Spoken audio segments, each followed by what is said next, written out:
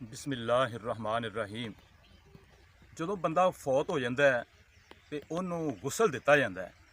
ਜਿਹੜਾ ਬੰਦਾ ਗੁਸਲ ਦਿੰਦਾ ਹੈ, ਅਗਰ ਮਰਨ ਵਾਲੇ ਦੀ ਕੋਈ ਖਾਮੀ ਉਹਦੇ ਸਾਹਮਣੇ ਆ ਜਾਂਦੀ ਹੈ ਤੇ ਉਹ ਉਸ ਬੰਦੇ ਉੱਤੇ ਪਰਦਾ ਪਾ ਲੈਂਦਾ ਹੈ। ਅੱਲਾਹ ਤਾਲਾ 40 ਦਫਾ ਉਸ ਬੰਦੇ ਨੂੰ ਮਾफ़ ਕਰਦੇ ਨੇ ਜਿਹੜਾ ਨਹਾਉਣ ਵਾਲਾ ਤੇ ਜਿੰਨੇ ਪਰਦਾ ਪਾਇਆ। ਇਸ ਟਾਈਮ ਪਰਦੇ ਦਾ ਕੋਈ ਹਾਲ ਨਹੀਂ ਰਹਿ ਗਿਆ। ਅਗਰ ਮਾਮੂਲੀ ਜਿਹਾ ਵੀ ਸਾਨੂੰ ਕੋਈ ਚੀਜ਼ ਮਿਲਦੀ ਹੈ, ਅਸੀਂ ਜਲਦੀ ਨਾਲ ਵੀਡੀਓ ਬਣਾਉਂਦੇ ਹਾਂ, ਉਹਨੂੰ ਫੇਸਬੁੱਕ ਤੇ ਸੱਟਨੇ, ਵਟਸਐਪ ਤੇ ਸੱਟਨੇ ਆ, YouTube ਤੇ ਸੁੱਟ ਦਿੰਦੇ ਆ। ਅਸੀਂ ਸਮਝਨੇ ਆ ਵੀ ਇਹ ਖਰੇ ਕਿੱਡਾ ਚੰਗਾ ਕੰਮ ਹੈ। ਜਿਹੜਾ ਬੰਦਾ ਦੁਨੀਆ ਤੇ ਕਿਸੇ ਐਬ ਤੇ ਪਰਦਾ ਪਾਵੇ, ਕਿਆਮਤ ਵਾਲੇ ਦਿਨ ਅੱਲਾਹ ਤਾਲਾ ਉਹਦੇ ਗੁਨਾਹਾਂ ਤੇ ਪਰਦਾ ਪਾਵਣ ਦੇ। ਇਮਾਮ ਅਹਿਮਦ ਬਿਨ ਹੰਬਲ ਦਾ ਦੌਰ ਹੈ। ਇੱਕ ਬੀਬੀ ਫੌਤ ਹੋ ਜਾਂਦੀ ਹੈ ਤੇ ਉਹਨੂੰ ਗੁਸਲ ਦੇਣ ਵਾਸਤੇ ਇੱਕ ਦੂਸਰੀ ਬੀਬੀ ਆਉਂਦੀ ਹੈ ਤੇ ਉਹਨੂੰ ਗੁਸਲ ਦੇ ਰਹੀ ਹੈ ਤੇ ਨਾਲ ਉਹਦੇ ਬਾਰੇ 'ਚ ਗੱਲਾਂ ਕਰ ਰਹੀ ਹੈ ਵੀ ਇਹ ਇਸ ਤਰ੍ਹਾਂ ਦੀ ਬੀਬੀ ਸੀ, ਇਹ ਇਸ ਤਰ੍ਹਾਂ ਦੀ ਸੀ। ਉਹਦੇ ਐਬ ਜਿਹੜੇ ਨੇ ਉਹ ਜ਼ਾਹਿਰ ਕੀਤੇ ਜਾ ਰਹੇ।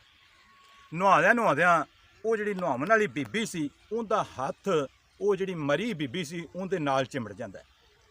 ਉਹਨੂੰ ਲੈਂਦਾ ਨਹੀਂ ਪਿਆ, ਉਹਨੂੰ ਖਿੱਚਦੀ ਏ ਤੇ ਉਹ ਜਿਹੜੀ ਬੀਬੀ ਮਰੀ ਏ ਉਹ ਵੀ ਨਾਲ ਹੀ ਆ ਗਈ। ਇਹ ਜਿਹੜੀ ਫੌਤਸ਼ੁਦਾ ਬੀਬੀ ਸੀ ਉਹ ਬੜੀ ਕੋਸ਼ਿਸ਼ ਦੇ ਨਾਲ ਉਹਨੂੰ ਲਹਿਦਾ ਕਰਨਾ ਚਾਹੁੰਦੀ ਏ, ਲੇਕਿਨ ਲਹਿਦਾ ਨਹੀਂ ਹੁੰਦੀ। ਜਿਹੜੇ ਬੰਦੇ ਸਾਈਡਾਂ ਤੇ ਖੜੇ ਸੀ, ਜਦੋਂ ਉਹਨਾਂ ਨੂੰ ਪਤਾ ਲੱਗਾ, ਉਹ ਵੀ ਬੜੇ ਪਰੇਸ਼ਾਨ ਹੋਏ ਵੀ ਇਹ ਜਿਹੜੀ ਨਹਾਉਣ ਵਾਲੀ ਬੀਬੀ, ਇਹਦਾ ਹੱਥ ਕਿਉਂ ਨਾਲ ਹੀ ਚੰਬੜ ਗਿਆ, ਇਹ ਲਹਿਦਾ ਕਿਉਂ ਨਹੀਂ ਹੁੰਦਾ ਪਿਆ। ਬੜੀ ਮਿਹਨਤ ਤੇ ਕੋਸ਼ਿਸ਼ ਕੀਤੀ ਗਈ, ਡਾਕਟਰਾਂ ਨੂੰ ਬੁਲਾਇਆ ਗਿਆ, ਹਕੀਮਾਂ ਨੂੰ ਬੁਲਾਇਆ ਗਿਆ, ਬੜੇ ਬੜੇ ਸਿਆਣੇ ਤੇ ਦਾਨਸ਼ਵਰ ਬੰਦੇ ਜਿਹੜੇ ਨੇ ਉੱਥੇ ਆਏ ਵੀ ਇਹਦਾ ਹੱਥ ਕਿਵੇਂ ਲਹਿਦਾ ਹੋਵੇ। ਲੇਕਿਨ ਕਿਸੇ ਨੂੰ ਕੋਈ ਸੂਝ-ਬੂਝ ਨਹੀਂ ਆ ਰਹੀ, ਕੋਈ ਤਰੀਕਾ ਕਾਰਗਰ ਸਾਬਤ ਨਹੀਂ ਹੋ ਰਿਹਾ ਜਿਹਦੇ ਨਾਲ ਉਹਦਾ ਹੱਥ ਲਵੇ। ਜਦੋਂ ਉਹ ਖੜੀ ਹੁੰਦੀ ਏ ਤੇ ਉਹ ਬੀਬੀ ਜਿਹੜੀ ਫੌਤਸ਼ੁਦਾ ਹੈ ਉਹ ਵੀ ਨਾਲ ਹੀ ਆਉਂਦੀ। ਡਾਕਟਰਾਂ ਨੇ ਇੱਕ ਫੈਸਲਾ ਕੀਤਾ ਵੀ ਇਹਦਾ ਇੱਕ ਹੀ ਤਰੀਕਾ ਹੈ, ਇਹ ਜਿਹੜੀ ਬੀਬੀ ਏ ਇਹਦਾ ਹੱਥ ਕੱਢ ਦਿੱਤਾ ਜਾਏ ਤੇ ਫਿਰ ਇਹ ਲਹਿਦਾ ਹੋਵੇਗਾ। ਲੇਕਿਨ ਉਹ ਜਿਹੜੀ ਬੀਬੀ ਸੀ, ਉਹਦੇ ਵਾਰਿਸ ਇਸ ਗੱਲ ਤੇ ਮੁਤਮਿਨ ਨਹੀਂ ਸੀ ਹੈਗੇ ਵੀ ਸਾਡੀ ਬੀਬੀ ਇਹਨੂੰ ਨਹਾਉਣ ਵਾਸਤੇ ਆਈ ਏ ਤੇ ਹੱਥ ਕਟਾ ਕੇ ਤੇ ਘਰ ਚਲੀ ਹੈ।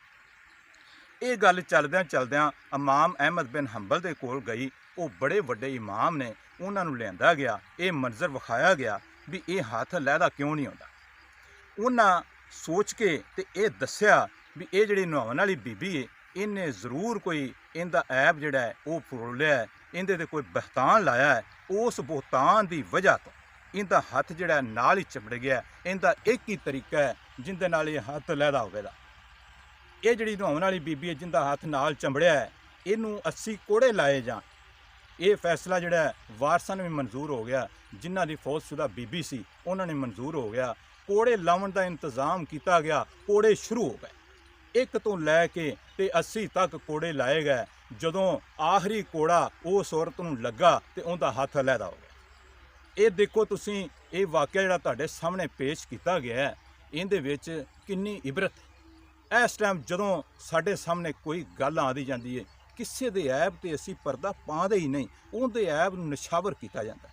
ਲਿਹਾਜ਼ਾ ਮੇਰੀ ਇਹ ਅਪੀਲ ਹੈ ਵੀ ਕਿਸੇ ਦੇ ਐਬ ਨੂੰ ਜ਼ਾਹਿਰ ਨਹੀਂ ਕਰਨਾ। ਅਗਰ ਤੁਹਾਨੂੰ ਮੇਰੀ ਇਹ ਵੀਡੀਓ ਅੱਛੀ ਲੱਗੀ ਹੈ, ਗੱਲਬਾਤ ਅੱਛੀ ਲੱਗੀ ਹੈ, ਇਹਨੂੰ ਅੱਗੇ ਸ਼ੇਅਰ ਕਰ ਦੇਣਾ, ਚੈਨਲ ਨੂੰ ਸਬਸਕ੍ਰਾਈਬ ਕਰਨਾ ਤੇ ਵੀਡੀਓ ਨੂੰ ਲਾਈਕ ਕਰਕੇ ਅੱਛਾ ਜਿਹਾ ਕਮੈਂਟ ਕਰ ਦੇਣਾ। ਅਸਲਾਮੁ ਅਲੈਕੁਮ ਵਰਹਿਮਤੁல்லாਹਿ ਵਬਰਕਾਤੁਹੂ।